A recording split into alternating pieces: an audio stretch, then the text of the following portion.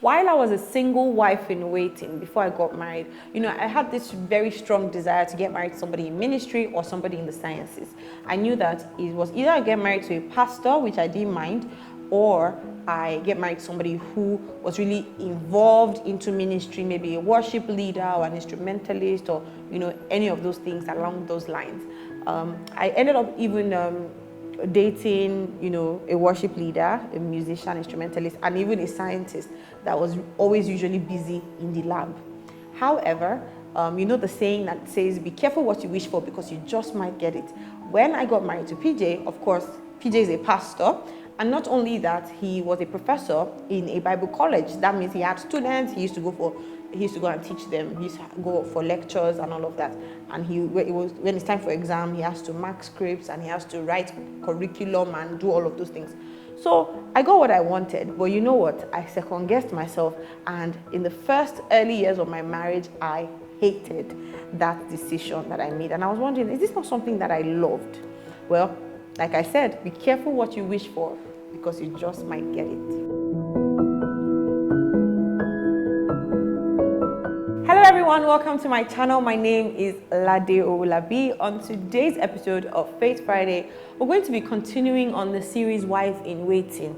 I hope you guys are not tired of this series because we are just bringing the bird out of the pocket. My people say, Hashem. Someone should help me in the studio. Yeah, exactly. We are literally just letting the cat out of the bag. There is so much in this series, Wife in Waiting. Although this is the last Friday in July, we have Wife in Waiting from now until November.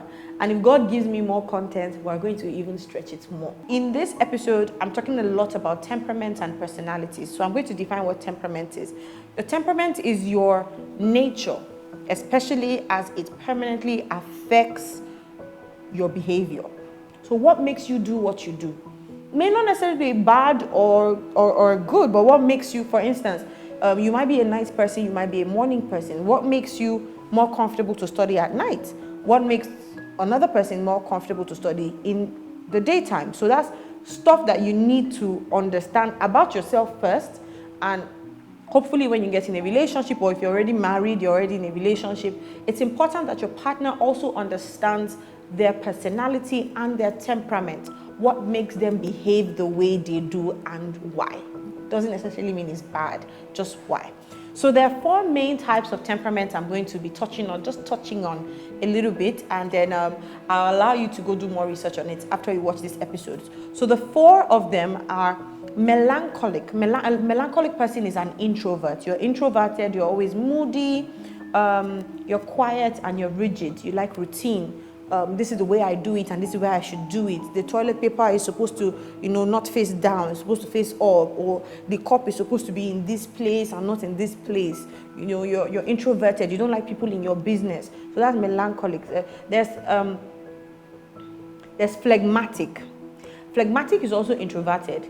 Passive, you're careful, you're peaceful, you're calm, and you're reliable. People can trust you with stuff because it is where they put that thing that they will meet it. You are not scattered, you are not outgoing like that. You're calm, you're peaceful. That's phlegmatic, right? And then the sanguines. Sanguines are extroverted, they're creative, they're sensitive, they're confident, they lack no confidence. Sanguines, like you can put them anywhere in the midst of a lot of people. They're comfortable, they can start discussions, they can they can build relationship easily with other people. They're very lively and they're very compassionate, right? And then there is choleric.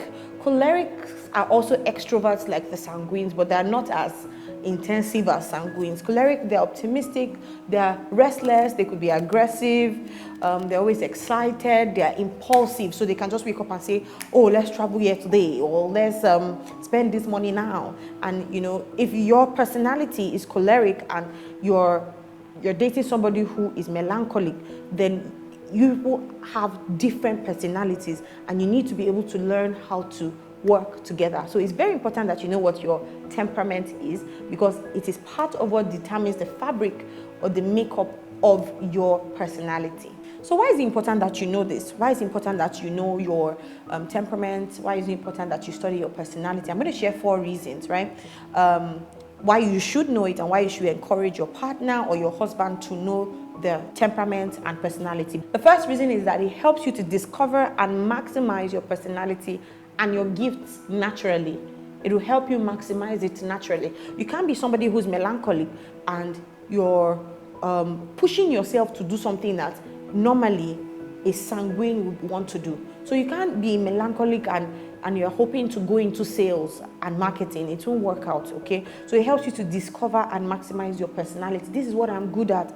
I like to keep to myself, so I just want to do creative work that will not put me out there. I don't like the spotlight. I want to do the behind the scenes work, right? And then it helps you to explore your hobbies and activities in line of your temperament and personalities. You will not push yourself too much to go and do what you're not supposed to be doing. Because see, God created all of these temperaments and all of these people for his glory. It is his own creation. So you shouldn't be forced. Nobody should be forcing you to come out more often. Let's go skydiving. Let's go bungee jumping. Let's go and jump from the plane. No, you shouldn't be forced. I mean, you are different people, right? But you should be able to understand yours and your partners and appreciate it. We're going to get to that soon. Another reason why it's important that we learn about this is because it helps you to avoid conflicts in marriage. I used this example. Imagine if there's an optimist and a pessimist in a marriage.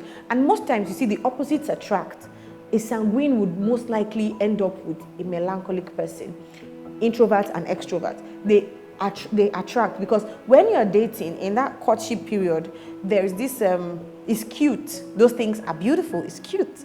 Like me, I'm sanguine. I'm outgoing, as not too much like that, but at least I like to have conversations. I like to communicate, you know. But then PJ is somebody that he's a man of few words. He's introverted to an extent. When he's on the pulpit, he's not introverted, but in his real life, he's introverted. And to me, when we were dating, like, when PJ would have a conversation with me, if he wants to say a word, a sentence, after every word, there'll be like 3-second break. 1, 2, 3. I'll literally be, like when we're dating, it was so beautiful. Like I'll be counting the seconds. Like you say, today, I can literally count 1, 2, 3. I went to 1, 2, 3. And as soon as we got married, I could not stand it. Like it just became something that was irritating. Like, I'm asking you, what are we going to eat for dinner? Well, 1, 2, 3. No. I just want you to tell me, you can give me rice and beans, you can give me stew, you can, like, I just want you to. So that's why you have to know this. It helps you to avoid conflict. Just imagine if a husband was optimistic and the wife was pessimistic, and the husband has just come home one day and said, oh, I just booked a trip for us to go skydiving. I paid a lot of money, we're going skydiving. In her head, she's just interpreting it to, oh, I'm going to be a widow. Lots of gogon. I'm going to be a widow in my early years. Especially when she says, oh, I'm not doing it. And then he now says, oh, I'm going to do it with my friends. We're going to go skydiving or bungee jumping. What that lady is thinking of as you are saying that skydiving and bungee jumping is how she's going to become a widow. Not necessarily thinking about the fact that you are enjoying. And in your mind, you're going to be like, this person is such a killjoy. This person is busting my bubble. Like, you don't have life in you, but that's just the person's personality. So if you understand it ahead of time, it helps you to avoid conflict. The last but not the least reason that I'm going to tell you on why you should understand your personality and that of your partner is because of understanding. It will help you with understanding. I told you understanding is a choice. You can decide that you understand that your husband is not ending his life by going skydiving or bungee jumping. It's a choice. You can decide that you understand, and you can decide, I don't understand, I won't understand, I can't understand, right? So it's to help you with understanding and to help accept your differences, because God made him like that and God made you like that. So accept your differences, find common grounds where you guys can, enjoy yourselves together, that one person is not feeling like it's too much of an extreme for them. Those are reasons why it's important that we understand our personalities before we go into marriage. But if you're already into marriage, you can still do, there's a test. I'm going to put the link in the description that I would like for you guys to take. And that test will tell you what your temperament is. Very interesting. And I would like to know if and when you take those tests. Apart from the test, what are other ways you can get to know yourself personality-wise? I decided 3 different ways. The first one is to spend time with yourself. It's fun to be single. I miss being single with yourself. A lot of people see, and that's why so many ladies, I like to encourage that you take some time off. Take a break. It's not from one relationship to the other relationship to the other relationship. And if there's no guy, you're now just available for anybody and everybody who wants to spend hours talking to you. It doesn't work that way. Or you always want to have that best friend that you share everything with. No, sometimes be your best friend. Share your issues with yourself. Enjoy yourself, right? Find things you love. That's the second point. Find things you love and do them. Treat yourself. Enjoy yourself. Spend time with yourself. If you don't enjoy your company, is somebody else going to come and enjoy your company? If you're always depending, I need this, I need that, because you just really want company, you should be able to enjoy your own company so that your husband can also enjoy your company. And last but not the least, in this point of how you can get to know yourself is to take the online test that I've told you earlier, and I'm going to put the link in the description below. Benefits. So when you do all of these things, what will happen? You avoid conflict, like I mentioned earlier. You appreciate your differences, and then you understand that you are different, right? But your differences are not a weakness. They're uniqueness. Your differences are not a weakness. If you get married to somebody who, likes things done orderly, it's not a bad thing. And you are scattered. It will just help you. But God help you, the two of you are scattered together. No problem. You'll be able to survive. But it's also to just help you understand, right? And the last but not the least benefit is that when you know your personality, your temperament, and that of your spouse, you can help each other to become the best versions of yourselves. You're not going to be pushing that person and forcing that person. You will help that person gradually to become the best version of themselves.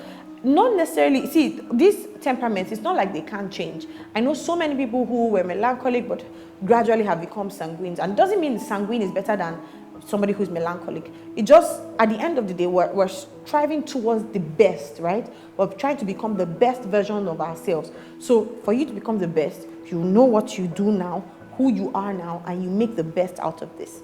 That's all I have in today's episode of Face Friday. I hope it has blessed you. Please take the test. Don't forget to take that test, right? And if you have people around you, your loved ones, share that link with them and let them take the test so that they can get to know themselves better.